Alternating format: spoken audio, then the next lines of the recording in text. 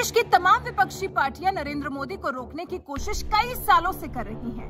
पहले गुजरात में उन्हें रोकने की कोशिश की, लेकिन हर बार वो जीत कर लौटे और अब दिल्ली में कांग्रेस, सपा, टीएमसी समेत तमाम विपक्षी पार्टियां साल 2014 से ही मोदी को रोकने के लिए पूरी ताकत झोंक रही हैं, लेकिन हर बार वो फेल हो जा रही हैं। और पहले साल 2014 में, फिर उसके बाद साल 2019 में लगातार 2 बार पीएम मोदी प्रचंड बहुमत के साथ जीतकर सत्ता में लौटे। यानी विपक्षी पार्टियां जितनी ताकत के साथ मोदी विरोध की राजनीति कर रही है, देश की जनता उतनी ही ताकत के साथ मोदी को सत्ता में ला रही है। लगातार 2 लोकसभा चुनाव में शिकस्त खा रही बीजेपी विरोधी पार्टियों ने अब साल 2024 में मोदी को हराने का सपना देखा है। लेकिन हैरानी की बात यह है कि उनके पास मोदी की टक्कर का कोई चेहरा ही नहीं है। और यही सवाल जब देश के दिग्गज पत्रकार राजदीप सरदेसाई ने इंडिया टुडे कॉन्क्लेव में पूछा, तो टीएमसी मुखिया ममता बनर्जी बुरी तरह से तिलमिला गई और कहने लगी, मोदी क्या भगवान है?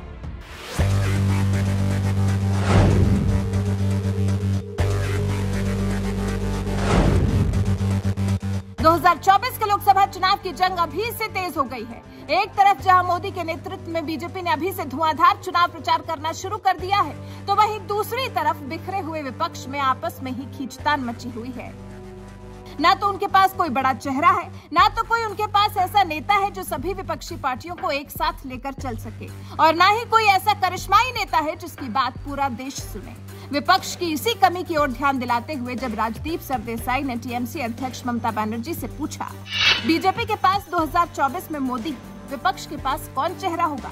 इतना पूछते ही ममता बनर्जी का पारा हाई हो गया और उन्होंने तुरंत पलटवार करते हुए राजदीप सरदेसाई से ही पूछ लिया, क्या वो भगवान है? इस पर राजदीप सरदेसाई ने भी कह दिया, हो सकता है उनके समर्थक उन्हें भगवान मानते हो। इस पर ममता बनर्जी ने फिर जवाब दिया, आप किसी एक का नाम क्यों ले रहे हैं? वो देश के प्रधानमंत्री हैं, ठीक है, हम उनका सम्मान करते हैं, हमें इस पर कोई आपत्ति नहीं है, लेकिन आप उनके बारे में ऐसे चर्चा कर रहे हैं जैसे कोई सुपर ह्यूमन बॉडी हो।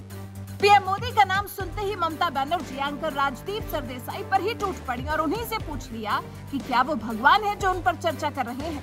मोदी के नाम से चिढ़ी सीएम ममता बनर्जी ने साल 2024 के चुनाव में बीजेपी से टक्कर लेने की रणनीति के बारे में भी बताया और कहा, अभी चुनाव में 1.5 साल बाकी है, हमें अपने देश के लिए एक साथ मिलकर काम करने की दिशा में कोशिश करनी होगी, नहीं तो लोग हमें माफ नहीं करेंगे। ऐसे में हमें ये भूल जाना चाहिए कि हम किस पार्टी और राज्य से हैं। अगर तमाम विपक्षी पार्टियां एकजुट हो जाती हैं तो लोकसभा चुनाव में बीजेपी को उखाड़ फेंका जा सकता है। बीजेपी को 2024 में सत्ता में आने से रोकने के लिए हर तरह का समझौता करने के लिए तैयार है। सीएम ममता बनर्जी 2024 के चुनाव में बीजेपी के खिलाफ विपक्षी गठबंधन तो चाहती है, लेकिन जिस राज्य में जो क्षेत्रीय दल मजबूत है वो चुनाव लड़े और बाकी दल उसे समर्थन करे। यानी यूपी में अगर सपा मजबूत है तो सपा लड़े और बीएसपी उसे समर्थन दे। बंगाल में टीएमसी मजबूत है तो कांग्रेस और लेफ्ट उसे समर्थन दे। लेकिन ममता बनर्जी के इस राजनीतिक मॉडल से कांग्रेस सहमत नजर नहीं आ रही, क्योंकि ममता के इस मॉडल से किसी पार्टी को अगर सबसे ज्यादा नुकसान होगा तो वो कांग्रेस ही है, जो कई राज्यों में दूसरे या तीसरे नंबर की पार्टी बन गई है।